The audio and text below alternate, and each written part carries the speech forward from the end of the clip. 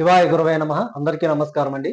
ఈరోజు మనము మాట్లాడుకోబోయే విషయం వచ్చేసి ఈశాన్య లోపాలు.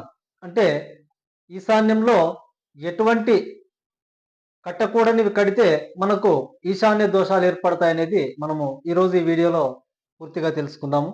ఎందుకంటే ఎక్కడ లోపాలున్నా అంత పెద్దగా మనకు వాస్తుపై ఎఫెక్ట్ అనేది మన ఇంటిపైన పడుతుందో, కానీ ఒక్క ఈశాన్యంలో మాత్రము ఎటువంటి చిన్న లోపం ఉన్నా కూడా ఆ ఇంట్లో పెద్ద దోషాలను కలగడానికి చాలా అవకాశం ఉందండి.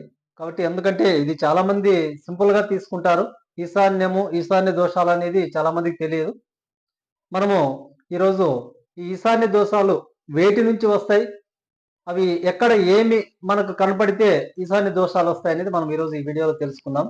మొదటగా నేను ఎక్కువగా గమనించినది అంటే విజిట్ వెళ్ళినప్పుడు ఎక్కువగా గమనించిండేది ఈశాన్య దోషాలు ఏ విధంగా వస్తాయంటే ఇంటి లోపల కానీ బయట కానీ ఇలా మనము ఒక ఇల్లు నిర్మించుకొని ఉంటాం. తూర్పు, దక్షిణము, పడమర, ఉత్తరం ఈ విధంగా ఇల్లు నిర్మించుకొని ఉన్నప్పుడు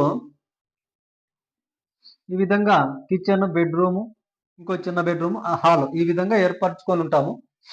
ఇక్కడ కాంపౌండ్ అనేది ఈ విధంగా కట్టుకొని ఉంటాము. ఓకే, ఇది బాగుంది. ఈ విధంగా స్టెప్స్ వేసుకొని ఉంటాము. ఇలా చేసుకున్నప్పుడు ఈ ఈశాన్య లోపాలు అనేది మొదటగా మనము ఎక్కడ ఫస్ట్ ఈశాన్య లోపం వస్తుంది అంటే మనం ఇంకా బయట నుంచి అంటే ఈ కాంపౌండ్ బయట నుంచి చూసి ఒకసారి మనము ఆ ఇంటి యొక్క స్వరూపాన్ని చూస్తే దాదాపు మనకి కొంతవరకు తెలిసిపోతుంది. ఇక్కడ ఈశాన్యంలో ఇలా గేట్ పెట్టింటారు. ఇలా గేట్ పెట్టినప్పుడు ఏం చేస్తారంటే చాలా మంది ఈ గేట్ అనేది ఈ విధంగా ఈ కార్నర్ లోనే ఒక పెద్ద పిల్లర్ వేసేసింటారు. ఇలా పెద్ద పిల్లర్ వేసేసి ఇక్కడ ఒక పెద్ద పిల్లర్ వేసి పెద్ద గేట్ పెట్టేస్తారు. ఇది ఈ విధంగా ఒక పెద్ద గేట్ పెట్టేసింటారు.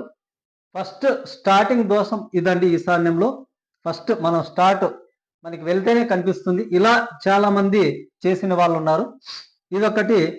ఇంకొకటి, ఈ విధంగా కార్నర్ లో ఒక సంప్ వచ్చే విధంగా కానీ లేదా బోర్ వచ్చే విధంగా కానీ ఇలా కూడా వేసిన వాళ్ళు ఉన్నారు. దీన్ని కూడా మనం ఈశాన్య దోషంగానే పరిగణిస్తాము. అలా కాకుండా ఆగ్నేయం పెరిగి ఈశాన్యం మూలలు తగ్గి ఈ విధంగా ఉండడం కూడా నేను చాలా చోట్ల గమనించానండి. ఇది కూడా ఈశాన్య దోషాల కిందకే వస్తుంది. ఆ విధంగా ఇలా ఈశాన్యంలో ఈ పిల్లరు కార్నర్ లో చొచ్చుకొని లోపలికి వచ్చినట్టు ఉంటుందండి. అప్పుడు మనం డయాగ్నల్ గా చూసుకుంటే ఖచ్చితంగా ఈశాన్యం తగ్గిపోయి ఈ ఆగ్నేయము వాయువ్యాలు పెరిగిన దోషం ఖచ్చితంగా ఏర్పడుతుందండి. ఇది మొదటిది. అలా తర్వాత ఈ సంపులు కానీ లేదా ఈ బోర్లు కానీ ఇవి ఏమైనా వేయాలనుకుంటే ఈ కార్నర్ లో పడడం ఇది ఒక పెద్ద దోషం. అలా కాకుండా ఇప్పుడు ఎక్కువగా జరుగుతున్న దోషాలు ఏం జరుగుతున్నాయంటే ఆ విల్లాస్ కానీ అపార్ట్మెంట్స్ కానీ ఇట్లా కొన్ని చోట్ల అంటే ఓల్డ్ ఇళ్లలో లేదు కానీ ఇప్పుడు కట్టే ఇళ్ళకి మాత్రం చాలా ఎక్కువగా అంటే బిల్డర్స్ కి ఇచ్చి చేయిస్తూ ఉంటారు చాలా మంది. అక్కడ ఏం జరుగుతున్నాయంటే కరెక్ట్ గా ఈ ఇంటి లోపల ఈశాన్యంలో పిల్లర్ కనిపించడం కానీ లేదా బెడ్రూమ్ లో పిల్లర్ కనిపించడం కానీ లేదా కిచెన్ లో పిల్లర్ కనిపించడం కానీ లేదా ఈ చిల్డ్రన్ బెడ్రూమ్ లో కానీ ఈ విధంగా ఈశాన్యాలలో పిల్లర్ కనిపించేవి చాలా నేను చూశానండి. ఇది చాలా పెద్ద దోషం అండి. ఇది ఎందుకంటే ఇప్పటి తరానికి పిల్లర్లు వేస్తున్నారు కదా, ఇంక మాత్రం కనపడటం మామూలే కదా అని నన్ను ఒక అతను ప్రశ్న వేసిన వాడు కూడా ఉన్నాడు ఒక అతను. కానీ నేను అతనికైతే ఇదే చెప్పానండి. ఇక్కడ ఈ కార్నర్ లో ఎక్కడొచ్చినా అంత పెద్ద దోషం లేదేమో, కానీ ఈశాన్యంలో మాత్రం ఈ విధంగా పిల్లరు లోపలికి చొచ్చుకొని వచ్చి మనం చూస్తేనే మనకు ఆ పిల్లర్ యొక్క ఆ నెగిటివ్ ఎనర్జీ ఏదైతే ఉందో అదైతే ఖచ్చితంగా మన మొహాన్ని కొట్టినట్టు ఉంటుందండి. ఖచ్చితంగా ఇది చాలా చోట్ల నేను గమనించాను. ఈ విధంగా ఎందుకు ఈ విధంగా ఏర్పడుతుందంటే పిల్లరు 9 సైజ్ వేసింటారు. ఈ గోడలు ఏం చేస్తారంటే 4 ఇంచ్ వాల్ కడతారు, అంటే 4 ఇంచులు గోడలు కడతా ఉంటారు. అప్పుడు ఈ తప్పులు జరుగుతూ ఉంటాయండి.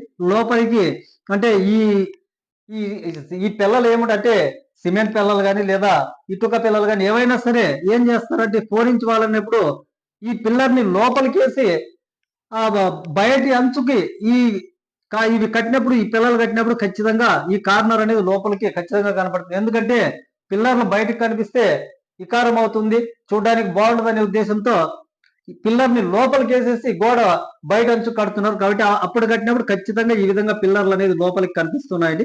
ఇది ఒక పెద్ద దోషం అండి. ఎప్పుడు కూడా ఇంట్లో మనశ్శాంతి అనేది అస్సలు ఉండదండి. ఖచ్చితంగా లేనిపోని దోషాలన్నీ ఇంట్లో ఏర్పడుతూ ఉంటాయి.